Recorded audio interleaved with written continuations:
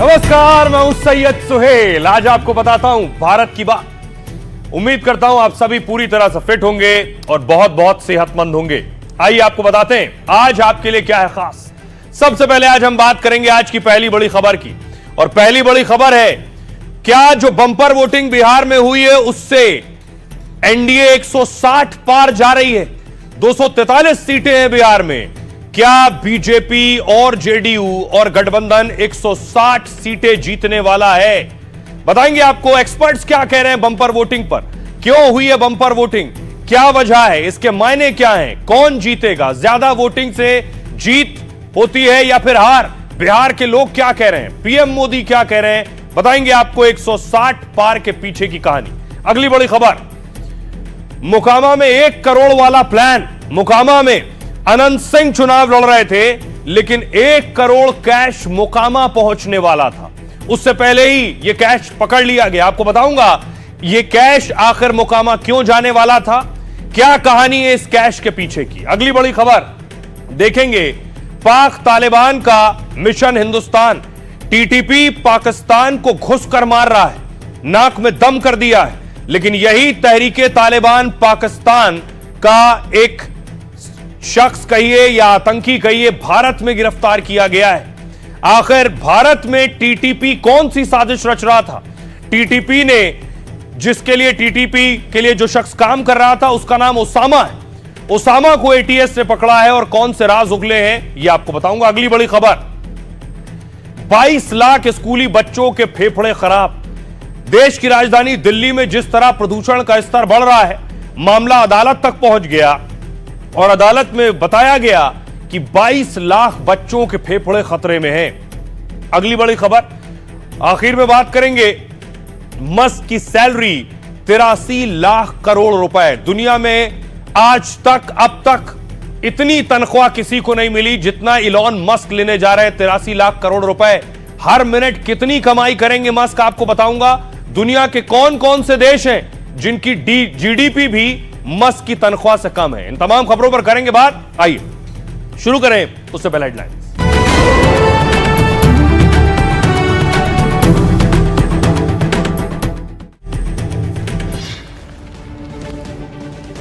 महाराष्ट्र के भिवंडी में कंपनी में लगी भीषण आग, लाखों के नुकसान की आशंका, किसी के हताहत होने की खबर नहीं। देश के कई हिस्सों में गन्ना किसानों का बड़ा प्रदर्शन। कर्नाटक के बेलगावी में पुलिस और प्रदर्शनकारियों में झड़प। 8 दिन से उचित दाम की मांग को लेकर प्रदर्शन कर रहे हैं गन्ना किसान। दिल्ली से बागेश्वर बाबा ने शुरू की हिंदू एकता पद यात्रा। 5 करोड़ लोगों से जुड़ने का लक्ष्य। 16 नवंबर को वृंदावन के बाके बिहारी मंदिर में होगा समापन। बिहार में राजनीतिक दलों ने दूसरे चरण के लिए झोंकी ताकत। एनडीटीवी से बातचीत में गृह मंत्री अमित शाह का दावा, 160 से ज्यादा सीटें जीतेगा एनडीए। कहा नीतीश कुमार ही होंगे अगले मुख्यमंत्री। पहले दौर की वोटिंग के बाद तेजस्वी यादव की एनडीटीवी से एक्सक्लूसिव बातचीत। कहा बिहार में महागठबंधन की गूंज सरकार बनाने का किया दावा। नीतीश सरकार की नीतियों को बताया गलत। बिहार के रक्सौल में सीएम योगी का कांग्रेस आरजेडी पर हमला। दोनों पार्टियों को बताया राम विरोधी। कहा जो राम का है वही हमारे काम का है। राहुल गांधी के हाइड्रोजन बम खुलासे में दिखाई गई ब्राजील की मॉडल से एनडीटीवी से बातचीत की। कहा कभी भारत नहीं गई, राहुल गांधी को नहीं जानती।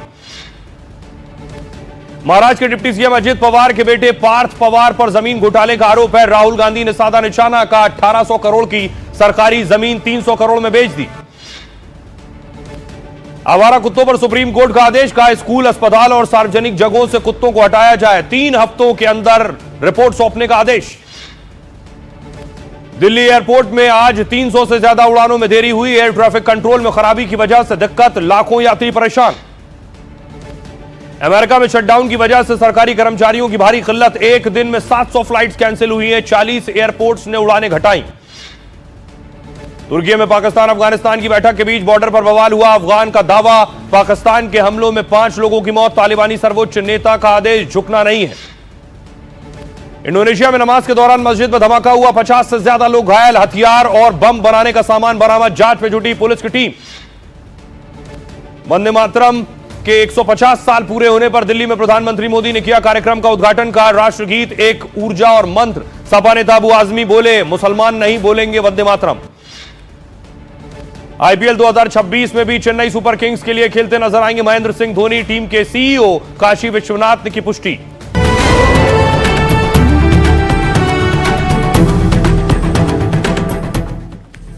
और आइए शुरुआत करने जा रहा हूं आज की पहली बड़ी खबर के साथ। और पहली बड़ी खबर है, पूरा देश जानना चाहता है, बिहार में बंपर वोटिंग हुई 160 पार या खेला इस बार। प्रधानमंत्री नरेंद्र मोदी इन सब के बीच पहुंचे आज काशी। पीएम मोदी काशी पहुंचे, वो तस्वीर मैं आपको दिखाऊं, ये आप देख रहे हैं। प्रधानमंत्री नरेंद्र मोदी बनारस पहुंचे थे।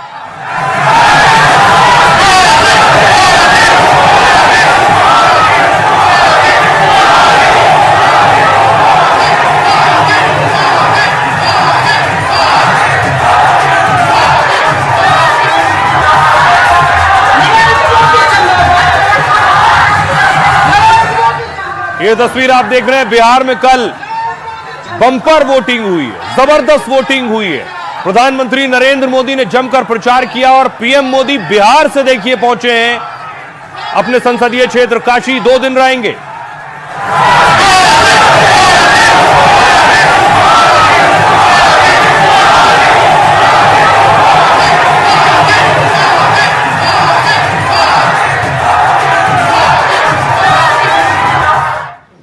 बंपर वोटिंग हुई। बिहार में वोटिंग होते ही कांग्रेस कह रही है वोट चोरी हो रहा है। कांग्रेस ने प्रदर्शन किया कि वोट चोरी हो रहा है और ये दिल्ली में प्रदर्शन हो रहा है। आपके खिलाफ कानूनी कार्रवाई की जाएगी। धारा 230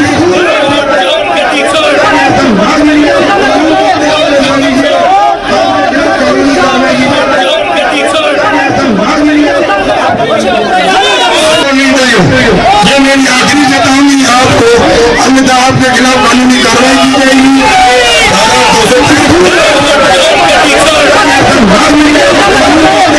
तो कांग्रेस कह रही है वोट चोरी हो रहा है। इधर प्रधानमंत्री नरेंद्र मोदी कह रहे हैं वोटिंग के बाद कि गुब्बारा जो था वो गुब्बारा फट गया है। गुब्बारे की हवा निकलनी शुरू हो गई और कल पहले चरण के बाद इनका गुब्बारा फूट गया है। अब तो आरजेडी कांग्रेस का इकोसिस्टम, उनके समर्थक भी कह रहे हैं फिर एक बार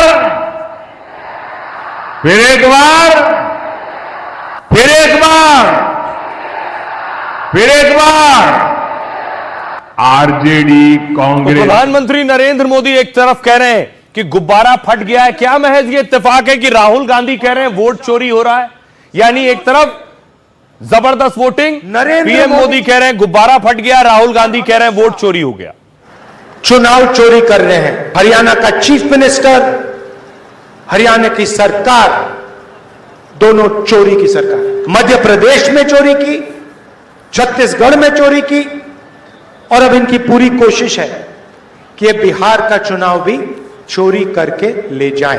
बिहार में लाखों कांग्रेस और महागठबंधन के वोटरों का नाम काटा गया है। हरियाणा का चुनाव चोरी हो गया, मगर बिहार की जनता, बिहार का युवा।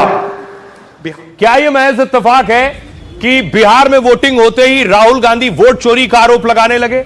ये ईवीएम की तस्वीरें मैं आपको दिखा रहा हूं। ईवीएम रखी गई है वोटिंग के बाद, बाकायदा उसकी मॉनिटरिंग हो रही है। नजर है एक एक ईवीएम पर। पटना की तस्वीर आप देख रहे हैं, 75 साल की वोटिंग का रिकॉर्ड टूटा है।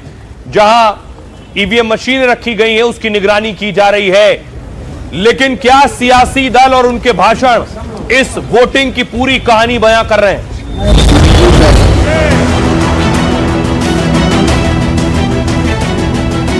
हम 160 से ज्यादा सीटों के साथ जीतेंगे। बिहार में 60% से पार का बंपर मतदान हुआ, तो क्या जनता ने एनडीए को 160 पार पहुंचाने का ऐलान कर दिया है? क्या कमल और तीर सटीक निशाने पर लगा है? मतलब मोदी और नीतीश का मैजिक बिहार में फिर चला है। बंपर वोट से बिहार की जनता ने क्या महागठबंधन को बड़ी चोट दी है और बिहार में 160 पार से एनडीए की मजबूत सरकार बनाने को तैयार है। एनडीए की अब तक की सबसे बड़ी विजय इस चुनाव में पक्की है दोस्तों, और इसलिए 14 तारीख के बाद आपको मैं कह रहा हूं विजय उत्सव की तैयारी कर लीजिए। पहले फेज के बाद आपका क्या असेसमेंट है? हम 160 से ज्यादा सीटों के साथ जीतेंगे, 2/3 से ज्यादा बहुमत के साथ। बंपर मतदान से विपक्षी खेमे में भी हलचल बढ़ गई है। प्रशांत किशोर दावा कर रहे हैं यह बदलाव का वोट है, तो तेजस्वी और कांग्रेस महागठबंधन में भी बंपर वोट से बम है और जीत का दम भर रहे हैं। बम्पर वोटिंग आप लोगों ने किया है और आज मैं कह सकता हूं कि आप लोगों ने महागठबंधन के जीत पर जो है मोहर लगाने का काम किया है। तो सब अपनी अपनी जीत की कहानी बयां कर रहे हैं, लेकिन क्या एनडीए वाकई 160 पार जा रही है?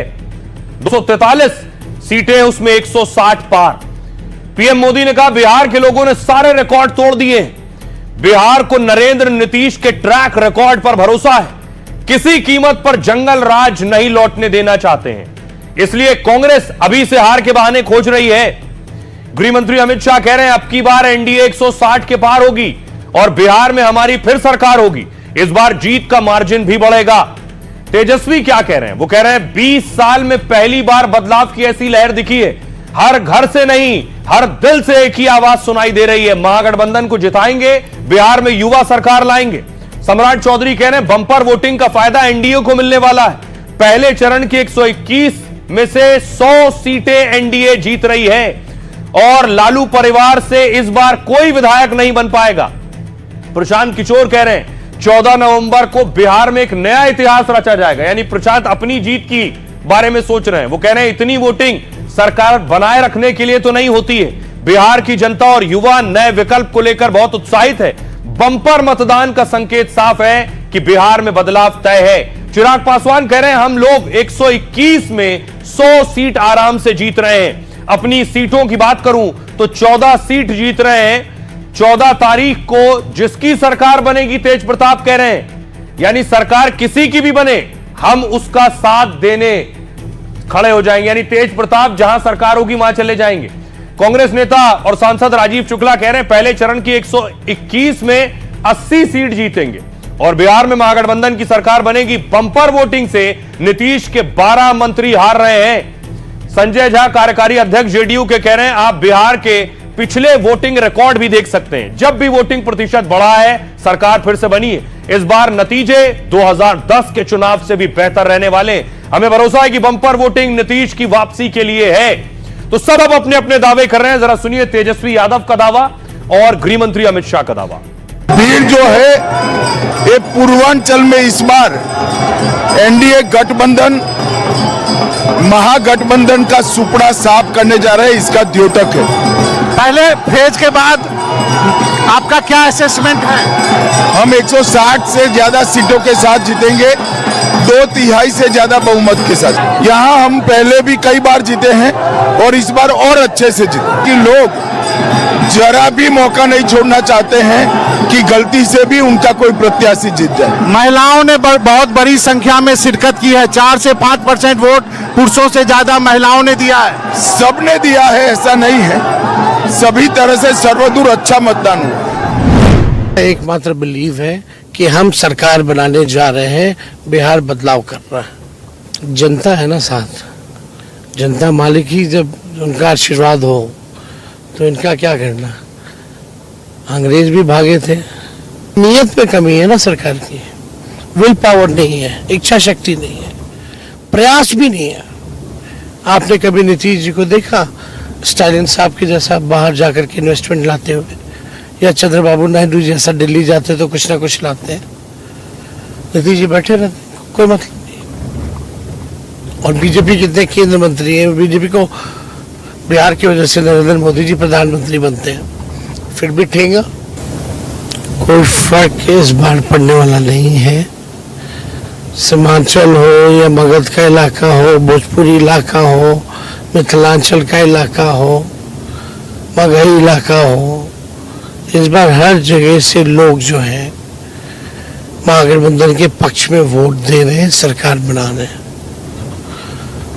और आपने लोकसभा का रिजल्ट भी देखा होगा इस इलाकों में, तो हमको नहीं लगता कोई फर्क पड़ेगा। तो सभी अपने दावे कर रहे हैं। वाकई हौसले बुलंद हैं या वोटिंग के बाद टेंशन आई है?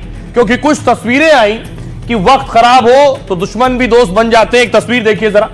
तस्वीर है कि जो पप्पू यादव तेजस्वी के मंच पर नहीं चढ़ पा रहे थे, वो पप्पू यादव और तेजस्वी आज एक साथ एक मंच पर दिखाई दे रहे हैं। देख रहे हैं मंच पर तेजस्वी के साथ पप्पू यादव हैं, बात कर रहे हैं आपस में। एक वो तस्वीर भी याद होगी जब राहुल तेजस्वी एक मंच पर थे और पप्पू नीचे ही खड़े रह गए, ऊपर चढ़ना चाहते थे, नहीं चढ़ सके। एक और तस्वीर आई है, क्या अलग कॉम्बिनेशन बनने जा रहे हैं। अगली तस्वीर देखिए, एयरपोर्ट पर, पटना एयरपोर्ट पर तेज प्रताप यादव और रवि किशन एक साथ। क्या तेज प्रताप बीजेपी का दामन थामने वाले हैं? इसके बाद कयास लग रहे हैं, सुनिए। भगवान के भक्त हैं, हम भी भक्त हैं महादेव के। हम मुलाकात हो गई, प्रशंसा क्यों नहीं करेंगे? हम भी टीका लगाते हैं, टीका लगाते हैं। जितना हम इनको देख रहे थे, जानते हैं, इनके हृदय को सब लोग बहुत प्रेम कर रहा है। जौन मतलब यहाँ है वहां, मतलब एक होता ना, एक यहाँ दिल और दिल दिमाग से मुंह पे वायर नहीं आ रहा, सीधे दिल से इनकर मुंह इतना बड़ा वाइड है। तो दिल वाले इंसान है और भोलेनाथ के भक्त हैं और महादेव की कृपा बाटे। देखिए, भाजपा में मोदी जी के यहाँ सारे अवघड़दानी भोलेनाथ के भक्त, हमारे प्रधानमंत्री भी भोलेनाथ के भक्त हैं। तो सारे लोग जिसका लक्ष्य सेवा है और निस्वार्थ सेवा है, बगैर कोनो पर्सनल एजेंडा के, उसके लिए भाजपा तो सदैव अपना पूरा सीना खोल के रखती है। और ये बात किसी से छिपी नहीं, निस्वार्थ सेवक, और इनकी छवि वही आ रही है, एक निस्वार्थ सेवक के लिए। गलत हुआ सर तेज प्रताप जी के साथ? दिखाओ, ये अब समय चुनाव के बाद मैं गलत सही ना बोले, लेकिन जनता ये तो तय करी, हमरा बोलना से कुछ ना हो। जनता प्रभु सब जानती है, वो अंदर आंख के अंदर से आत्मा पढ़ लेती है, ये जनता है। ये अब बिहार ऊ ना रहा, ये बिहार अद्भुत हो गई बा पहले से। अरे भैया अब खत्म हो गई बात। तो सियासत में भी कोई भी तस्वीर बेवजह नहीं होती, हर पिक्चर के कुछ मायने होते हैं, कुछ कहानी होती है। अब आपको बताता हूं, जो बम्पर वोटिंग हुई उसके पीछे बहुत सी वजह मानी जा रही है। पहली वजह देखिए, जानकार मानते हैं कि वोटिंग बढ़ने की वजह एसआईआर हो सकती है। ये जो एसआईआर हुआ बिहार में, वोटिंग लिस्ट में हुआ क्या संशोधन, तो फर्जी और मृत वोटर हटा दिए गए। नई वोटर लिस्ट से क्या हुआ, बिहार में 65 लाख नाम काट दिए गए। जानकार कहते हैं कि इसी वजह से वोट प्रतिशत बढ़ गया है, क्योंकि वोटर बेस कम हो गया तो प्रतिशत बढ़ गया। दूसरी वजह, जैसे दिल्ली में आम आदमी पार्टी आई थी, बिहार में वही हवा प्रशांत किशोर ने बनाई। बिहार के एक धड़े में जनसुराज पार्टी ने बदलाव की उम्मीद जगाई। जानकार मानते हैं उत्साह में आकर क्या ज्यादातर लोगों ने वोटिंग की है प्रशांत किशोर की वजह से, यह दावा वो भी कर रहे हैं। तीसरी वजह, एनडीए ने 1 करोड़ 21 लाख महिलाओं को 10,000 रुपए देने का ऐलान किया। तेजस्वी यादव ने महिलाओं को 30,000 सालाना देने का वादा किया। माना जा रहा है इससे महिलाएं बढ़ चढ़ कर वोट करने के लिए पहुंच गई। पिछली 3 बार से महिलाओं का मतदान फीसदी बढ़ गया है और इसका फायदा हर बार नीतीश कुमार को ही मिला है। दूसरा एम फैक्टर, मुसलमानों की भारी वोटिंग बताई जा रही है। ओवैसी और तेजस्वी में मुस्लिमों के लिए पूरा जोर लगाया, तो मुस्लिमों ने अपने नेताओं के लिए खूब वोटिंग की है, यह भी एक वजह है। एक और वजह बताई जा रही है, 2010 के बाद इस साल छठ पर वोटिंग हो रही थी। छठ के 10 दिन बाद पहले चरण का चुनाव हुआ है और ऐसे में बाहर से आए लोग वोट देने के लिए रुक गए। एक्सपर्ट्स मानते हैं कि इस कारण भी कुछ वोट बढ़ा है। तो ये अलग अलग वजह है बम्पर वोटिंग की, ज्यादा मतदान होने की, लेकिन सियासतदान इस ज्यादा वोटिंग को अपनी जीत मान रहे हैं। सुनिए। अब जनसुराज के आने से उनको एक नया विकल्प मिला है और बढ़ा हुआ जो वोटिंग परसेंटेज है वो 2 बातों को दिखाता है। एक कि लोगों को एक नए विकल्प को देखकर उत्साह रहा है और बड़े पैमाने पर वोटिंग हुई है, बदलाव के लिए वोटिंग हुई है। 30 सालों में नहीं, आजादी के बाद बिहार में हुए चुनाव में ये सबसे ज्यादा वोटिंग परसेंटेज है। पहला फेज उसको प्रमाणित किया है, हाई टर्नआउट, विशेष करके युवाओं की और महिलाओं की वोट टर्नआउट, ये नई आकांक्षा को पूर्ति करने का ये टर्नआउट है। सेकेंड फेज ऐसे ही होगा, अच्छे टर्नआउट होगा, एनडीए को बहुत बड़ी बहुमत मिलेगी। 121 सीटों का हुआ है, तो हम लोग का अनुमान है कि 80 सीट के करीब महागठबंधन को मिलेगी और 5% बहुमत से हम लोग जीत रहे हैं। 14 को बदलाव होगा, संपूर्ण बदलाव होगा। ये आरजेडी के भी वोटर अब भाजपा को, एनडीए सरकार को वोट कर रहे हैं, जिसका रिजल्ट आप देखिए 65% डाक गया। ऐतिहासिक बड़ी भव्य विजय 90 से 100 सीटों का आकलन हम लोगों के पाले में आ रहा है। प्रो इनकम बैसी है, लगातार पीछे से जो लोग बोल रहे थे एंटी इनकम बैसी है, ये वोट तब बढ़ते हैं जब लोग सरकार से खुश हैं और खुश होकर के ये सोच करके नहीं, इस सरकार को जाने नहीं देना है। तो बिल्कुल एक तरफा अंडर करंट इतना बड़ा है एनडीए के पक्ष में, कल के रिजल्ट में लोगों ने देखा। तो देखिए, सियासतदान अपने अपने हिसाब से दावे कर रहे हैं, लेकिन इसके पीछे की कहानी क्या है, रिपोर्ट कार्ड क्या कहता है। जब ज्यादा वोटिंग होती है तो उसके मायने क्या है, जब कम वोटिंग होती है तो उसका मतलब क्या है। आपको बताऊं, बिहार में पहले चरण में रिकॉर्ड 64.7% मतदान हुआ। 74 साल के इतिहास में पहली बार इतनी बंपर वोटिंग हुई है बिहार में। इससे पहले अगर आपको याद हो 1998 के लोकसभा में 64.6% वोट पड़े, जबकि 2020 के पहले फेज में 55% मतदान हुआ था, सिर्फ 55%। यानी पिछली बार की तुलना में फर्स्ट फेज में 9% ज्यादा वोटिंग हो गई। और जब भी 5% से ज्यादा वोट पड़े, बिहार की सियासी दौर बदल गया है। जैसे 1980 कांग्रेस की सरकार की वापसी हुई, 1980 में बिहार में 6.8% ज्यादा वोट पड़े थे 1980 में, और कांग्रेस अपने दम पर सत्ता में लौट आई थी। जनता पार्टी की आपसी टकराव का फायदा उठाया और अगले 10 साल तक सत्ता में रही। उसके बाद 1990 में कांग्रेस और राज खत्म हुआ और लालू मुख्यमंत्री बन गए। 90 में क्या हुआ, 5.8% ज्यादा मतदान हुआ। कांग्रेस की फिर सत्ता से विदाई हो गई, जनता दल की सरकार बनी और लालू मुख्यमंत्री बन गए। यहीं से लालू यादव ने बिहार की राजनीति बदल दी। इसके बाद अगले 15 साल तक वो और उनके परिवार ने राज किया है। अब देखिए 2005 में जो हुआ है वो कहानी बिल्कुल उल्टी है। 2005 में लालू राबड़ी राज खत्म हुआ, सुशासन राज शुरू हुआ। 2005 में देखिए बिहार में 16.1% कम वोटिंग हुई थी। तो वोटिंग ज्यादा या वोटिंग कम हो, इससे कुछ तय नहीं होता है, ये भी बताता है। कम वोटिंग के रिकॉर्ड से सत्ता का बदलाव हो गया, लालू राबड़ी शासन का अंत हो गया और नीतीश सीएम बने, और वो 20 साल से बिहार की सत्ता पर काबिज है। एक ये भी कहानी है। लेकिन बिहार की जनता क्या सोचती है कि आखिर ये बढ़ चढ़ कर जो वोटिंग हुई है इसका क्या मतलब है, सुनिए। नीतीश सरकार की वापसी हो रही है, क्योंकि मैंने जब फील्ड पे देखा तो महिलाएं लार्ज नंबर पे आके वोट कर रही थी, और वो 10,000 और डायरेक्ट बेनिफिट ट्रांसफर हुआ है, 1100 रुपए पेंशन, कहीं ना कहीं ये इम्पैक्ट इस इलेक्शंस पे डाल रहा है। मोदी जी की ही सरकार बनेगी इस बार, नीतीश कुमार और मोदी जी की। मतलब 5 बजे के बाद लड़कियां लोग घर से नहीं निकलती थी, आज हम 12-12, 1-1 बजे तक घर से बाहर निकल के अकेले भी निकल सकते। कि महिलाओं का वोटिंग परसेंटेज बढ़ा है, ठीक है, और महिलाएं का वोटिंग परसेंट बढ़ने का मतलब हुआ कि फिर से नीतीश सरकार की वापसी हो रही है। नीतीश सरकार सही है, फिर यही आना चाहिए। अप्रॉक्स 64.69% वोटिंग हुआ है, जो पिछले बार से 8% वोट ज़्यादा है। और इसमें सबसे एग्रेसिव वोट जो बेरोजगार युवा है, जो फर्स्ट वोटर है, उसका बहुत बड़ा योगदान है। 90 के बाद इस साल 2025 के इलेक्शन में 60% से ऊपर वोटिंग हुई है, बम्पर वोटिंग हुई है। और उसका एक ही रीजन है, पहले तो लोग बहुत अवेयर थे, फर्स्ट टाइम वोटर्स जो जेनजी थे, जो युवा थे वो थे, और माइग्रेंट लेबर्स, और सब चाहते थे कि इस बार हम वोट दें, चेंजेस लाएं। और मोदी जी के मार्गदर्शन में जनता जो है इस सरकार से संतुष्ट है, और इस सरकार को फिर से लाने के लिए बम्पर वोटिंग है। बम्पर वोटिंग का साफ तौर पे लगता है कि जो विकास हुआ है, विकास के कारण ही लोग जो है घर से निकल के वोटिंग किए हैं, ताकि ये गवर्नमेंट रहे, और फिर जो है जो बाकी रह गया है विकास का, और भी जो भी काम है वो रह गया है, तो यही गवर्नमेंट से लोग को उम्मीद है कि ये गवर्नमेंट करे। था कि जैसे मेरा नाम कट गया है, तो वो सब जानना चाह रहा था कि मेरा नाम है कि नहीं, और जैसे ही जाना मेरा नाम है तो वोट गिराने गए और अपना मतदान दिए। धर्म से उठकर लोग अपने अपने मुद्दे पर लोग वोट किए हैं, तो बड़ी बात है। इसका फायदा कैसे किसको होगा ये तो 14 नवंबर को पता चलेगा। लेकिन युवा वर्ग है वो खुल के अपने आप को आगे लाया है और अपने वोट का प्रयोग किया है। तो आप सुन रहे थे बिहार के लोग क्या कह रहे हैं, लेकिन योगी आदित्यनाथ फिर एक्शन में आ गए।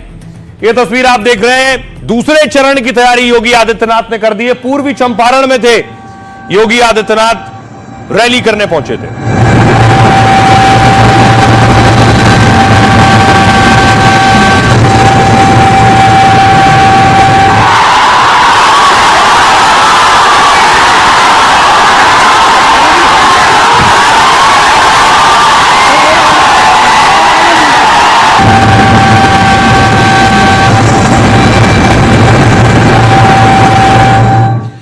इस चुनाव में बिहार में आप उड़न खटोला बहुत आसमान में देख रहे हैं। यहां वहां आपको हेलीकॉप्टर नाचते हुए दिख जाएंगे, क्योंकि सियासतदानों के लिए आसान होता है एक जिले से दूसरे जिले जाना है। अगर सड़क से जाएंगे बहुत वक्त लगेगा और हर जगह नहीं पहुंच पाएंगे, तो हेलीकॉप्टर से जाते हैं। तेजस्वी की तस्वीर देख रहे हैं आप।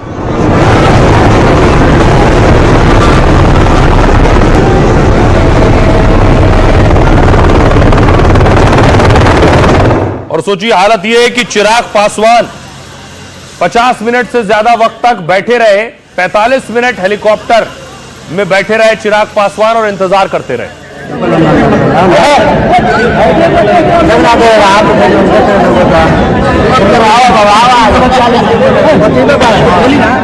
देखिए जरा पटना एयरपोर्ट की तस्वीर देखिए, यहां से वहां तक आपको हेलीकॉप्टर नजर आ रहे हैं। पटना एयरपोर्ट पर देखिए नेताओं के हेलीकॉप्टर हैं।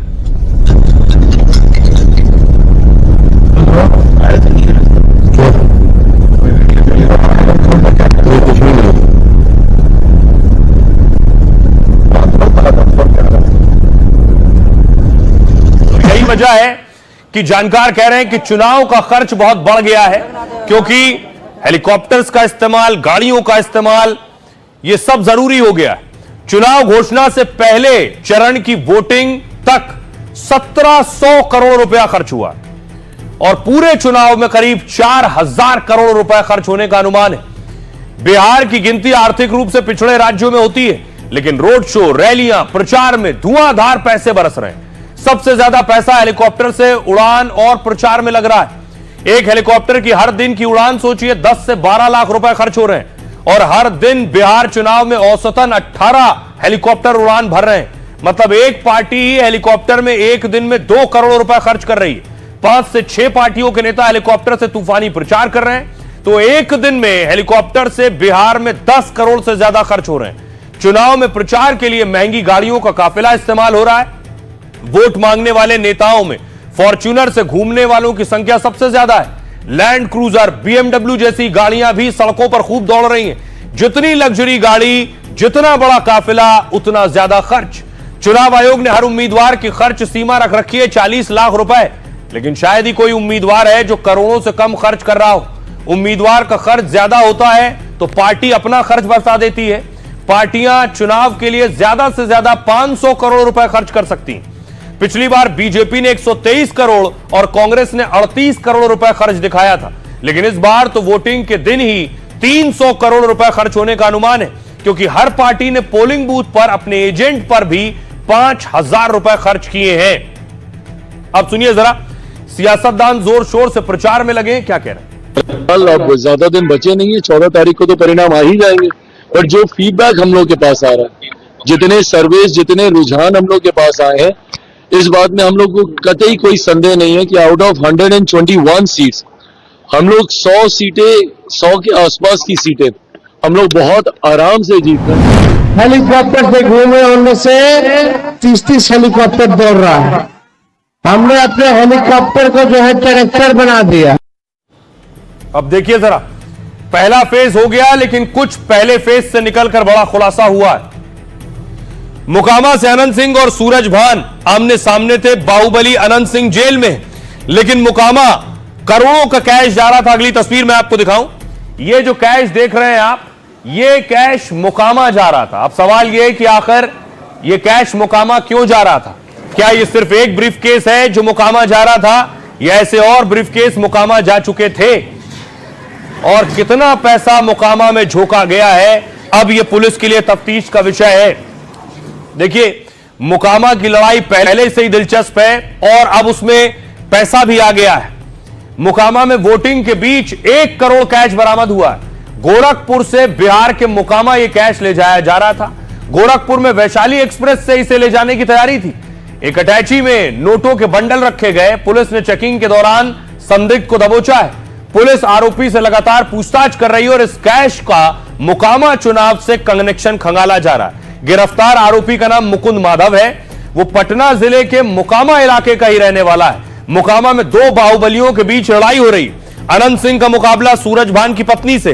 पहले चरण में यहां कल वोट डाले गए थे। अब कैश मिलने के बाद बहुत से सवाल उठ रहे हैं। इनकम टैक्स विभाग पूरे मामले की जांच में जुट गई है। आइए आपको सुनवाता हूं मोकामा जा रहे कैश को पुलिस ने पकड़ा है। क्या कह रही पुलिस? एक व्यक्ति संदिग्ध हालत में सूटकेस लिए हुए दिखाई दिया, इसको रोक करके चेक किया गया तो उसमें 99,09,000 रुपए नगद बरामद हुए। पूछने पर बताया कि यह पैसा उसने गोरखपुर में लिया है और वो मोकामा का रहने वाला मोकामा लेकर जा रहा था। पैसे के हिसाब किताब अभी नहीं दे पाया। इस संबंध में आयकर विभाग को सूचना दे दी गई है। वोटिंग पहले फेज की हो गई, लेकिन एक बवाल भी उसके साथ जुड़ गया। वोटिंग के दौरान बुर्का पहने महिलाओं को लेकर सवाल उठाए गए। एक तस्वीर देखिए, असदुद्दीन ओवैसी रैली करने कटिहार पहुंचे थे और असदुद्दीन ओवैसी का हेलीकॉप्टर आप देख रहे हैं।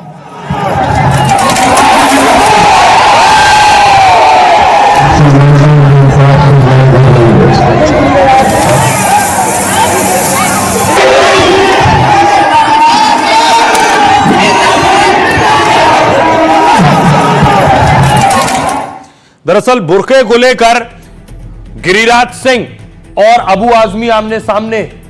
वोटिंग हो रही थी। कल वोटिंग के दौरान बहुत सी महिलाएं नकाब में थीं, हिजाब पहना था, बुर्के में थी महिलाएं, और उस दौरान हुआ क्या कि गिरिराज सिंह वहां पहुंचे। ये तस्वीरें आप देख रहे हैं इस तरह।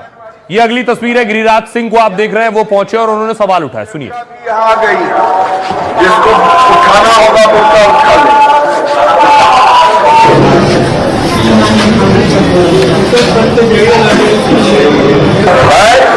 यहाँ देख लीजिए, आंगनबाड़ी सेविका भी यहाँ आ गई, जिसको उठाना होगा बुर्का उठा ले।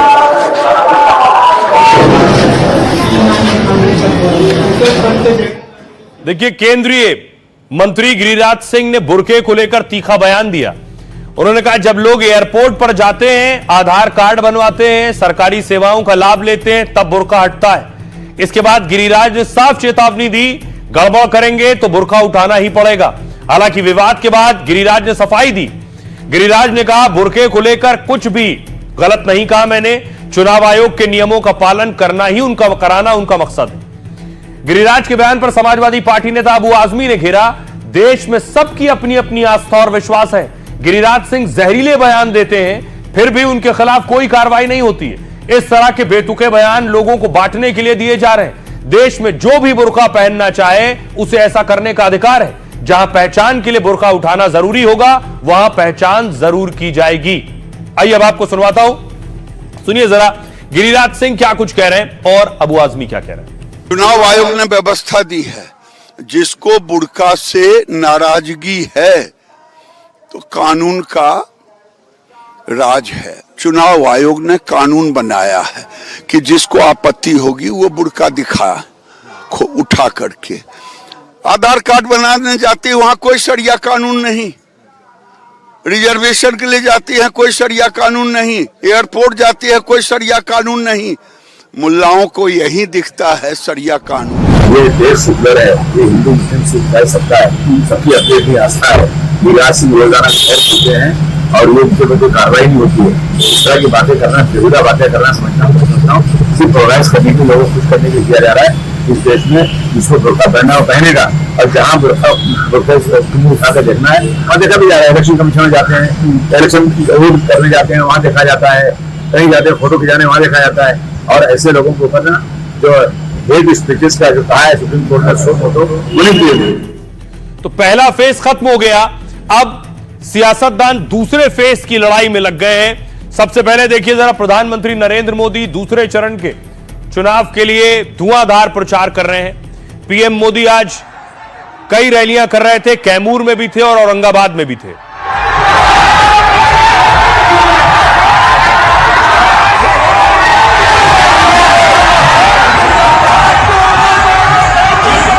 दूसरी तरफ राहुल गांधी आज भागलपुर में थे। राहुल की भागलपुर में रैली थी।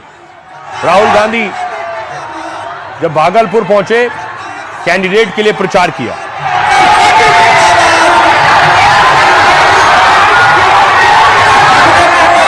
दूसरी तरफ गृह मंत्री भी धुआंधार कैंपेन कर रहे हैं। बड़ा रोड शो था। यह तस्वीर आप देख रहे हैं भागलपुर की। भागलपुर में अमित शाह ने कैंपेन किया।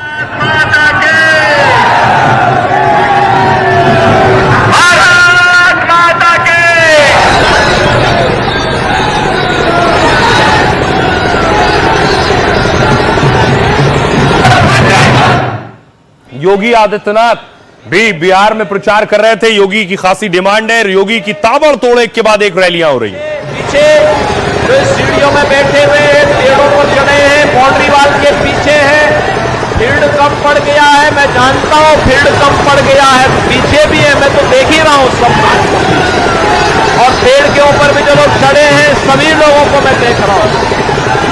एनडीए की सरकार बनानी है ना, सभी लोग सहमत हैं ना, तो मेरे साथ बोलेंगे भारत माता की, भारत माता की। जो ये लोग लालटेन लेकर के आज फिर आए हैं, ये लालटेन नहीं, ये डकैती डालने का एक सर्टिफिकेट था इनके लिए, डकैती डालने का सर्टिफिकेट। ये वही लोग हैं लालटेन की धुंधली लाइट में बिहार में जातीय संघर्ष करवाया था, यानी 5 के पहले इन्होंने चारा हजम किया और अब आए हैं आपके राशन को हजम करने के लिए। तो पहले चरण के बाद दूसरे चरण में सियासी तीर और तीखे और पैने हो रहे हैं। देखिए, प्रधानमंत्री नरेंद्र मोदी ने कहा बिहार में दूसरे चरण के लिए घमासान तेज है। 11 नवंबर को 20 जिलों की 122 सीटों पर वोट डाले जाएंगे। दूसरे चरण के लिए आज धुआंधार प्रचार भी हुआ है। पीएम मोदी ने औरंगाबाद की रैली में आरजेडी को घेरा है। रोजगार के मुद्दे पर तेजस्वी पर सीधा हमला बोला। ये लोग जमानत पर बाहर हैं, ये रोजगार नहीं दे सकते हैं। पहले चुनाव में बूथ लूटे जाते थे, गोलियां चलती थीं। मोदी ने एक बार फिर जंगलराज पर आरजेडी को घेरा। भागलपुर की रैली में राहुल का मोदी नीतीश पर हमला था। बिहार को हिंदुस्तान का मजदूर बना दिया है, हमारी सरकार बिहार में फैक्ट्रियां लगाएगी। राहुल ने एक बार फिर वोट चोरी का आरोप लगाया कि हरियाणा की सरकार वोट चोरी से बनी है। गृह मंत्री अमित शाह ने भागलपुर दंगे का जिक्र किया। शहाबुद्दीन के बेटे ओसामा को लेकर आरजेडी को घेरा है। अगर ओसामा जीतेगा तो भागलपुर में दंगे होंगे, अगर बीजेपी जीतेगी तो भागलपुर में विकास होगा। सीएम योगी ने आरजेडी कांग्रेस पर जमकर निशाना साधा। आरजेडी शासन में 60 से ज्यादा नरसंहार हुए थे, 30,000 से ज्यादा लोगों का अपहरण हुआ था। इनका लालटेन डकैती का एक साधन था। इन्होंने लालटेन का तेल भी लूटा था, बिहार में अंधेरा किया था। तेजस्वी ने एनडीटीवी से खास बातचीत में बड़ा दावा किया। बिहार की महिलाओं ने एक तरफा मन बना रखा है, तभी तो चुनाव से पहले महिलाओं को 10,000 रिश्वत दी गई है। अगर डर नहीं होता तो 10,000 की रिश्वत क्यों देते? सुनिए जरा क्या कुछ कह रहे हैं सियासतदान। हमने जंगल राज का वो दौर भी देखा है जब बूथ लूटे जाते थे, मतदान के दिन गोलियां चलती थी, बम फटते थे, खून की नदियां बहाई जाती थी, गरीबों, दलितों, पिछड़ों की आवाज कुचल दी जाती थी। मैं चुनाव आयोग को बधाई दूंगा कि प्रथम चरण के चुनाव इतने अच्छे तरीके से संपन्न कराए हैं। हरियाणा का चुनाव चोरी हो गया, मगर बिहार की जनता, बिहार का युवा, बिहार का जनरेशन जी यहां पे वोट चोरी नहीं होने देगा। सालों से नरेंद्र मोदी जी और अमित शाह चुनाव चोरी कर रहे हैं। जो लोग केवल होली और छठ में मिलते हैं, वो चाहते हैं हमेशा सालों भर उनके साथ रहे। बिहार में आप देखिएगा पूरी महिला इस बार जो है एक तरफा मन बनाई हुई है, तभी तो चुनाव में 10,000 का रिश्वत दिया जा रहा है। अगर ये डर नहीं रहता तो ये रिश्वत क्यों देता? फिर से शहाबुद्दीन का समय वापिस लाना है क्या? शहाबुद्दीन का बेटा ओसामा मैदान में है, और ओसामा अगर चुनाव जीतता है, शहाबुद्दीन के कल्चर वाले चुनाव जीतते हैं, तो भागलपुर में फिर से दंगे हो गए। और भारतीय जनता पार्टी चुनाव जीतती है तो पीरपेती और भागलपुर का विकास होगा, विकास होगा। अब देखिए बिहार की एक और तस्वीर दिखाऊं आपको। दलित परिवार ने बीजेपी को वोट दिया तो उसके साथ मारपीट हुई। बिहार के गोपालगंज से खबर आई है। गोपालगंज में वोटिंग के बाद मारपीट की घटना हुई। बीजेपी को वोट देने पर दलितों की जमकर पिटाई की गई है। एक ही परिवार के 3 लोगों पर जानलेवा हमला किया गया। वोट देकर लौट रहे लोगों से दबंगों ने पूछताछ की। जैसे ही पता चला कि लोगों ने बीजेपी को वोट दिया है, दबंगों ने लाठी डंडों से इन पर हमला कर दिया। इस हमले में 3 लोग घायल हो गए हैं। सभी घायलों को अस्पताल में भर्ती कराया गया और घटना के बाद बीजेपी उम्मीदवार घायलों से मिलने पहुंचे। 6 लोगों के खिलाफ शिकायत दर्ज कराई गई है। पुलिस पूरे मामले की जांच में जुटी है। आइए आपको सुनवाऊं, सुनिए जरा पीड़ित परिवार क्या कह रहा है और पुलिस क्या कह रही है। यहाँ पर हम समझाने लगे तो सबसे ज्यादा हमको पिटाई इसी के लिए वोट के चलते। क्या कह रहे थे? वो बोल रहा है कि बीजेपी के तुम लोग वोट देकर आ रहा है। मतलब वोट देकर आ रहे थे तो वो लोग बोला कि कहाँ वोट दिए लोग, तो हम बोले कि जहाँ दिल किया वहाँ दे दिए। हम आपसे बताने से कोई फायदा तो है नहीं कि हम बताएं। बदतमीजी से बोलने लगा, यही तो। हाँ, मारपीट हुआ। 2 पक्षों में मारपीट की घटना की सूचना प्राप्त हुई है, जिसमें कुछ लोग जख्मी हुए हैं। इस संबंध में आवेदन प्राप्त होने पर अग्रिम कार्रवाई की जाएगी। और आइए खबरों में आगे बढ़ते हैं। आज की एक और बड़ी खबर है बाबा बागेश्वर से जुड़ी। बाबा बागेश्वर की सनातन हिंदू यात्रा शुरू हो चुकी है। तस्वीर आ रही है, ये सनातन हिंदू यात्रा, हिंदू राष्ट्र एकता यात्रा। भरता वाले राम राम, जो राम का नहीं वो किसी ट्रेन लगा के डावर का नाम मिटा दो, नाम मिटा दो, नाम मिटा दो।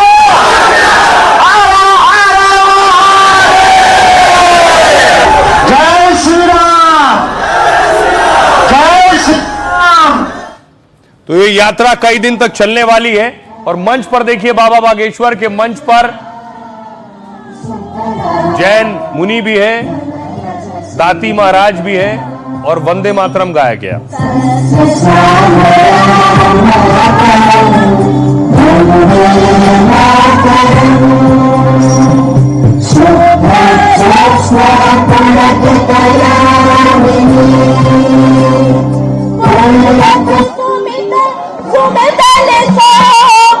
हम सनातन की मान प्रतिष्ठा को बनाए रखेंगे। हम शपथ लेते हैं हिंदू एकता करके रहेंगे। हम सब शपथ लेते हैं अपने गांव में, अपने कस्बे में, अपने जिले में, अपने प्रदेश में और अपने भारत देश में अवैध धर्मांतरण नहीं होने देंगे। हम सब हिंदू, हम सब सनातनी शपथ लेते हैं गाय, गंगा, गीता, गायत्री, गौ, इन सब की रक्षा करेंगे। अब देखिए जरा धीरेन्द्र शास्त्री आखिर यात्रा कहां से कहां के लिए निकाल रहे हैं। ये नक्शा ये आप देख रहे हैं, इनकी यात्रा शुरू होगी। 160 किलोमीटर की यात्रा है और कात्यायनी माता मंदिर छतरपुर दिल्ली से बाके बिहारी वृंदावन तक जाएगी यात्रा। आखिर सवाल यह है, यात्रा का मकसद क्या है? बाबा को क्या हुआ, अचानक यात्रा शुरू कर दी? तो आइए बताऊं इसके पीछे वजह क्या है कि यात्रा क्यों निकाली जा रही है। एकता पदयात्रा का दूसरा चरण है ये, सनातन हिंदू एकता पदयात्रा का, और इस बार यात्रा दिल्ली से वृंदावन तक निकाली गई, जिसमें 40,000 लोग शामिल हो रहे हैं। 10 दिन तक चलने वाली ये यात्रा 16 नवंबर को खत्म होगी और हर दिन लोग 15 किलोमीटर का सफर तय करेंगे। यह यात्रा 422 ग्राम पंचायतों और कस्बों से होकर गुजरेगी और इस दौरान 5 करोड़ लोगों से जुड़ने का लक्ष्य भी रखा गया है। बागेश्वर धाम के पीठाधीश्वर धीरेन्द्र शास्त्री ने इसे विचार बदलने वाली यात्रा बताया है और हिंदू पदयात्रा को लेकर 8 संकल्प रखे हैं। इसमें यमुना नदी का शुद्धिकरण शामिल है, अवैध धर्मांतरण, लव जिहाद पर लगाम लगाने का लक्ष्य है, साथ ही श्री कृष्ण जन्मभूमि को और भव्य बनाना है। पंडित धीरेन्द्र शास्त्री ने कहा, यह यात्रा तब तक जारी रहेगी जब तक हिंदू राष्ट्र का संकल्प पूरा नहीं हो जाता। आइए आपको सुनवाता हूं, सुनिए जरा धीरेन्द्र शास्त्री क्या कह रहे हैं और मौलाना रिजवी क्या कह रहे हैं। संतों का कमंडल और बागेश्वर धाम का मंडल 16 तारीख तक चलेगा। हिंदुओं की एकता होगी, धर्म विरोधी और देश को बिगाड़ने वालों की ठटनी बनेगी। प्रत्येक व्यक्ति सनातनी है, जो सनातनी नहीं है वो तनातनी है। जब फ्रांस के लोग अपनी सड़कों पर उतरकर फ्रांस को बचाने के लिए सड़कों पर उतर सकते, इंग्लैंड के लोग अपनी देश को बचाने के लिए सड़कों पर उतर सकते, तो हम भारतीय क्यों नहीं अपने भारत को, सनातन को बचाने के लिए सड़कों पर उतर सकते। तुम चलते रहना, क्योंकि चलोगे नहीं तो हिंदू एक नहीं होगा, और हिंदू एक नहीं होगा तो भारत हिंदू राष्ट्र नहीं होगा। आज हम सब कुछ लोग भारत में ऐसे हैं, उन्हें वंदे मातरम बोलने से दिक्कत है, तुम्हें है क्या? और जिन्हें है उन्हें भारत में रहना चाहिए क्या? जिन्हें वंदे मातरम से दिक्कत हो, लाहौर नजदीक है, खिसक लो। आओ आओ, अरे भाई तुम खाते भारत का हो, गाते पाकिस्तान का हो, ठटरी के भरे। तो वंदे मातरम बोलने से जिनको दिक्कत हो वो ज्यादा हो, टिकट हमसे ले लो लाहौर की। धीरेन्द्र शास्त्री जी 3 राज्यों नहीं बल्कि 30 राज्यों की यात्राएं निकाले, फिर भी भारत हिंदू राष्ट्र नहीं बन सकता है। चंद बाबा ऐसे हैं, धीरेन्द्र शास्त्री जैसे लोग जो राजनीति कर रहे हैं, धर्म को इन्होंने पीछे छोड़ दिया है, हिंदुओं के जज्बात से खिलवाड़ कर रहे हैं। कोई बच्चों का हवाला दे रहा है, कोई राष्ट्रवाद का हवाला दे रहा है। ये ना राष्ट्रवाद का नारा है, ना बच्चों की रक्षा सुरक्षा की बात है, ना शिक्षा की बात है, और ये सिर्फ हिंदू हजरात के जज्बात से खिलवाड़ करना है। खबरों में आगे बढ़ते हैं, और एक बहुत जरूरी खबर, अगर आप दिल्ली में रहते हैं या दिल्ली में नहीं भी रहते हैं तो यह खबर सीधे आपसे जुड़ी हुई है। प्रदूषण से बच्चों को बचाइए। दिल्ली में जिस स्तर का प्रदूषण पहुंच गया है, यह हालत देख रहे हैं, और ये स्मॉग, ये धुंध और बढ़ने जा रहा है, और धीरे धीरे करके ये और ज्यादा खतरनाक रूप ले लेगा। आपको बताऊं, वायु प्रदूषण को लेकर सुप्रीम कोर्ट में एक जनहित याचिका दायर की गई है। इस याचिका में देश में बढ़ते वायु प्रदूषण को रोकने की मांग की गई है। याचिका में प्रदूषण से पब्लिक हेल्थ इमरजेंसी का दावा किया गया है। याचिका में कहा गया है कि लोगों के हेल्थ पर बहुत बुरा असर पड़ रहा है। दिल्ली में करीब 22 लाख स्कूली बच्चों को फेफड़ों को नुकसान पहुंचा है। बच्चों के फेफड़े में नुकसान इतना गंभीर है कि रिकवरी मुश्किल है। 2 दिन पहले दिल्ली एनसीआर में प्रदूषण को लेकर सुप्रीम कोर्ट में सुनवाई हुई थी। कोर्ट ने वायु गुणवत्ता प्रबंधन आयोग को हलफनामा देने को कहा था। कोर्ट ने एयर क्वालिटी मॉनिटरिंग स्टेशन पर नाराजगी जाहिर की थी। दिवाली के दिन दिल्ली में 37 में से सिर्फ 9 स्टेशन ही काम कर रहे थे। सुप्रीम कोर्ट ने CAQM से पूछा कि अब तक क्या कदम उठाए हैं। CAQM का मतलब है वायु गुणवत्ता प्रबंधन आयोग। यह संस्था हवा की गुणवत्ता सुधारने के लिए नियम लागू करता है, लेकिन अब भी दिल्ली में कई इलाकों में स्थिति बेहद खराब है। आइए आज की एक और खबर है जो सुप्रीम कोर्ट से ही आई है। आवारा कुत्तों पर सुप्रीम फैसला आया है। जो आवारा कुत्ते हैं जिनको लेकर दहशत और डर बहुत ज्यादा रहता है, सुप्रीम कोर्ट ने उनको लेकर क्या फैसला सुनाया है, क्या दिशा निर्देश दिए हैं, देखिए जरा। सुप्रीम कोर्ट ने आवारा कुत्तों को लेकर आदेश जारी किया है और कहा है कि इन्हें स्कूल, कॉलेज और अस्पताल से दूर रखें। मतलब जितने भी सार्वजनिक जगह हैं वहां से कुत्ते हटाए जाएंगे, सार्वजनिक जगहों से। सुप्रीम कोर्ट ने कहा स्कूल, कॉलेज, अस्पताल में बाड़ लगाई जाए, इससे आवारा कुत्ते वहां नहीं पहुंच पाएंगे। सुप्रीम कोर्ट ने कहा जो कुत्ते जहां से उठाए गए उन्हें वहां नहीं छोड़ा जाएगा बल्कि शेल्टर होम में डाला जाएगा। कोर्ट ने नेशनल हाईवे से भी आवारा पशु हटाने का आदेश दिया है। सुप्रीम कोर्ट ने राज्यों के मुख्य सचिवों को इसका पालन करने को कहा है और 3 हफ्ते के अंदर पूरे मामले पर रिपोर्ट मांगी है। साथ ही समय समय पर स्कूल और अस्पताल, कैंपस की जांच होगी और यह भी देखा जाएगा कि सार्वजनिक जगहों पर बाड़ लगे कि नहीं। हालांकि फैसले के बाद पशु प्रेमी इसका विरोध कर रहे हैं। आइए अब आपको बताऊं कि किन किन जगहों पर अब तक जो मामले सामने आए, कुत्तों ने कहां सबसे ज्यादा लोगों को नुकसान पहुंचाया है। ये आपके सामने देखिए जरा। महाराष्ट्र में 2024 में 4,85,000 लोगों को कुत्तों ने काटा है। तमिलनाडु में 4,80,000 लोगों को, गुजरात में 3,92,000, कर्नाटक में 3,61,000 और बिहार में 2,63,000, दिल्ली में 25,000 यह आंकड़ा है। इसके अलावा कि साल 2022 से लेकर 24 तक कुत्तों के हमले और बढ़ गए हैं। साथ ही 2 साल में कुत्तों के काटने के केस 80% बढ़े हैं। कुत्तों के काटने से कई लोगों को रेबीज की बीमारी हो जाती है और भारत में हर साल रेबीज से 18 से 20 हजार मौतें होती हैं। ये मौत दुनिया में होने वाली मौतों का 36% हिस्सा है। ये डराने वाले आंकड़े हैं। खबरों में आगे बढ़ते हैं। आज की एक और बड़ी खबर है, आपको बताता हूं कि Elon Musk salary 83 lakh crore रुपए, जी हां 83 लाख। और यह सुनकर देखिए इलॉन मस्क खुद डांस करने लगे। 83 लाख करोड़ रुपए मिलेंगे तनख्वाह।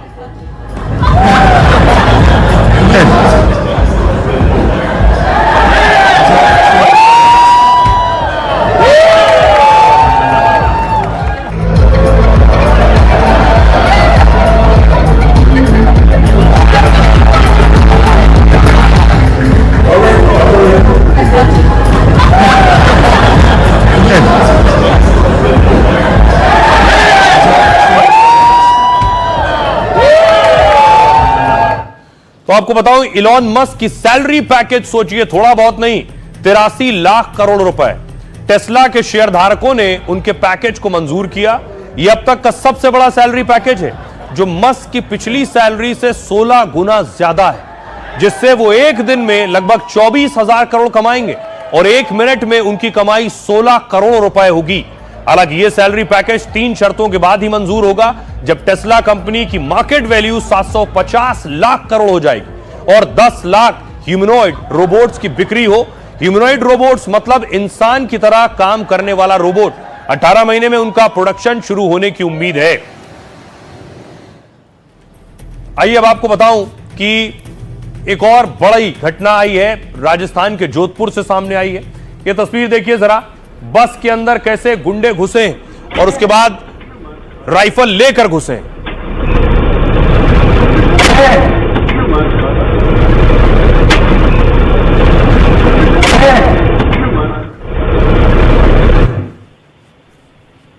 ये देखिए जरा, बस स्टाफ पर दोनाली तान दी है।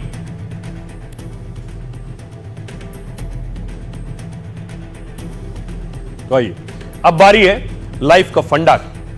खास इस वक्त पूरे देश की नजर बिहार पर है। जब देश आजाद हुआ था तब भी देश की नजर बिहार पर थी। वजह थे भारत के पहले राष्ट्रपति डॉक्टर राजेंद्र प्रसाद। बिहार की धरती से सर्वोच्च पद पर पहुंचे राजेंद्र बाबू ने अपनी सादगी से लाइफ का बड़ा फंडा दिया। डॉक्टर राजेंद्र प्रसाद साहब जब राष्ट्रपति बने तो उन्हें वेतन के रूप में 10,000 रुपए मिलते थे, लेकिन वो पहले 5,000 रुपए लेते थे, बाद में तो 2,500 रुपए लेने लगे। उन्होंने सभी सरकारी सुविधाओं को ठुकरा दिया। बर्तन धोने से झाड़ू पोछा तक अपने सारे काम खुद ही करते थे। अपने लिए सिर्फ एक सहायक रखा था। वो 12 साल से ज्यादा वक्त तक राष्ट्रपति रहे, लेकिन 300 से ज्यादा कमरे वाले आलीशान राष्ट्रपति भवन में अपने इस्तेमाल में सिर्फ 5 से 6 कमरे ही रखे। वो राष्ट्रपति भवन में ऐसे रहते थे जैसे आजादी की लड़ाई के वक्त आश्रमों में रहे। राष्ट्रपति पद से हटने के बाद उन्होंने आलीशान बंगला छोड़ दिया और बिहार में पुराने खपरैल वाले घर में रहने लगे।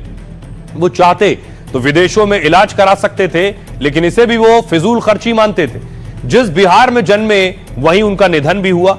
लेकिन डॉक्टर राजेंद्र प्रसाद ने अपने सिद्धांत और जिंदगी से बड़ा फंडा दिया। बड़प्पन बड़ी दौलत शोहरत में नहीं है। आपके काम का सबसे बड़ा इनाम है सादगी और विनम्रता से हासिल किया गया सम्मान। तो जहां से जो अच्छा हासिल हो उसे अपनाइए। बहरहाल अपना और अपनों का बहुत बहुत ख्याल रखिए। रुक रहे एक छोटे से ब्रेक के लिए।